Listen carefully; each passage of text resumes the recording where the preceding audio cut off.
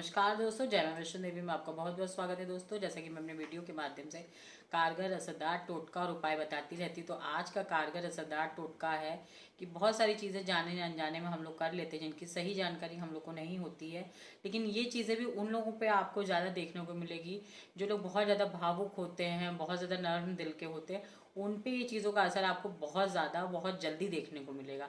तो आप प्लीज़ ये चाहे चीज़ें ना कीजिए। दूसरी चीज़ ये है कि बस ये चीज़ें मैं ये बताना चाहती हूँ कि इससे आपका ऑरा भी ख़राब हो जाता है। ऑरा ख़राब हो जाने के बाद आपको हो सकता है भविष्य में बहुत सारी परेशानियाँ जो आपकी अनएक्सपेक्टेड होंगी वो भी आपको देखने को मिल सकती हैं। जैसे कि आप रात में उठते हैं, आपको पता नहीं है कि आप क्या देख रहे हैं, आपको कुछ समझ में नहीं आ रहा है। तो ये चीज़ों का भी होता है, कभी कभी बैठे बैठे लोग रोने लगते हैं, चिड़चिड़ाने लगते हैं, उनको कुछ समझ में नहीं आता है। तो ये चीज़ें, इन्हीं चीज़ों का जो परिणाम होता है वो आपको आगे देखने को मिलता है। तो आप ये चीज़ें ना कीजिए। अगर आप धोखे अनजाने में करते हैं तो आज जान लीजिए इन चीज़ों को क्या क्या नहीं करना है। पहली चीज़ तो ये है कि आपको रात में डीओ, परफ्यूम, इत्र वगैरह नहीं यूज़ करना चाहिए, क्योंकि निगेटिव वाइब्स जो होती है वो रात में बहुत ज़्यादा सक्रिय होती है और बहुत जल्दी ये चीज़ों का असर हम लोगों पे देखने को मिलता है। तीसरी चीज़ है ये है कि हम लोग रात में जाने अनजाने में झाड़ू लगा देना या बाल काटना या नाखून काटना या शेविंग करना, ये सारी चीज़ें हम लोग रात में कर देते हैं। ये रात में बिल्कुल मत कीजिए, इसको अवॉइड कीजिए। अगर आपको करना ही पड़ता है तो आप किसी से पूछ के ये कीजिए, तो पूछने के बाद इसकी टोक का जो असर होता है वो कम हो जाता है। आप ये करते हैं तो आपको इसका असर कम देखने को मिलेगा। तीसरी चीज़ ये है कि बहुत बार हम लोगों को ये चीज़ें नहीं मालूम होती जिसका असर हम लोग ये देखते हैं। बहुत लोगों को शमशान है या कब्रिस्तान है या उसके आसपास से निकलना पड़ता है, तो उन चीज़ों का भी प्रभाव बहुत जल्दी असर हो जाता है, क्योंकि रात की चीज़ें ऐसा होता है कि ये चीज़ें बहुत जल्दी सक्रिय हो जाती हैं। मतलब इन चीज़ों का असर आपको ज़्यादा देखने को मिलेगा। तो आप ये सब चीज़ें मत कीजिए। अगर कर रहे हैं तो आज के बाद मत कीजिएगा। और मैं आपको ये बताना चाहूँगी, पेड़ के नीचे भी रात में नहीं जाएं। इसका साइंटिफिक रीज़न तो आपको पता ही होगा।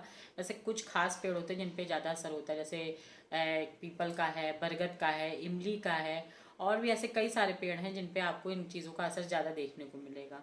और ये भी आपको मैं बताना चाहूँगी कि बहुत से लोगों को नहीं मालूम है कि रात में बाल खुले करके नहीं घूमना चाहिए। बहुत लोग रात में, नॉर्मली लेडीज़ फीमेल वगैरह होती हैं, वो लोग रात में बाल धो लेती हैं, खुले करके घूमती हैं। तो बहुत से लोगों पे ऐसा असर नहीं भी होता होगा, क्योंकि कहते हैं ना, जो लोग ज़्यादा सोचते हैं, ज़्यादा इमोशन वाले होते हैं, उन पे ये चीज़ें होती हैं। वैसे तो ये होता है, ज़रूर है, क्योंकि मैं आपको ये बता दूँ, क्योंकि रात में ये चीज़ों का असर बहुत ज़्यादा देखने को मिलता है। तो अगर आप ये सब चीज़ें करते हैं तो आप मत कीजिए। और मेरी जानकारी सिर्फ इसलिए देती रहती हूँ कि आप लोगों को सही जानकारी मिल सके।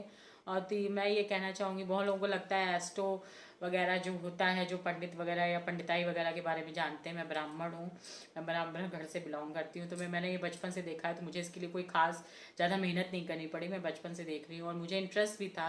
तो मैंने इन चीज़ों को काफ़ी डीपली जाके समझने की कोशिश की। मेरा इंटरेस्ट है, मुझे थोड़े खुफिया चीज़ें पसंद आती हैं, तो मैंने इनकी जानकारियाँ कर ली। बहुत लोगों को लगता है कि ये बड़ी बोरियत वाली चीज़ है, तो मैं आपको अपनी लाइफ से भी जुड़ी हुई चीज़ें बताऊँगी।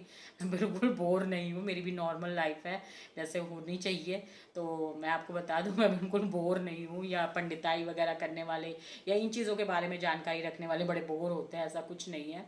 और दूसरी चीज़ मैं बता दूँ, बहुत लोग होते हैं साइकोलॉजिकल वगैरह असर आप देखते हैं। साइकोलॉजी जो होती, जो पढ़ाई जाती है स्कूलों कॉलेजों में, उसमें भी इन चीज़ों को दिखाया जाता है। आप बॉडी लैंग्वेज से भी लोगों की जान सकते हैं कि उनका नेचर कैसा होगा, ये कैसे होंगे। ये चीज़ों की एक तरीके की स्टडी भी होती है, इसे आप जानते होंगे, बहुत सारे लोग जानते होंगे जो सुन रहे होंगे। तो इसका भी पढ़ाई होती है। ऐसा कुछ नहीं है कि लोगों को लगता है कि एक भ्रम फैलाने वाली चीज़ है, ऐसा कुछ भी नहीं है।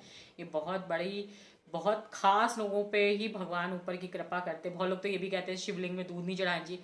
मालूम नहीं शिवलिंग में दूध क्यों चढ़ाया जाता है, क्योंकि शिवलिंग इतना पावरफुल होता है, उसके आसपास इतनी रेडियस होती है कि अगर हम लोग इस तरीके से ना करें तो शायद उसका हम लोग को असर देखने को मिलेगा। तो मैं आज जय मां वैष्णो देवी में आज के लिए इतना ही। नमस्कार दोस्तों।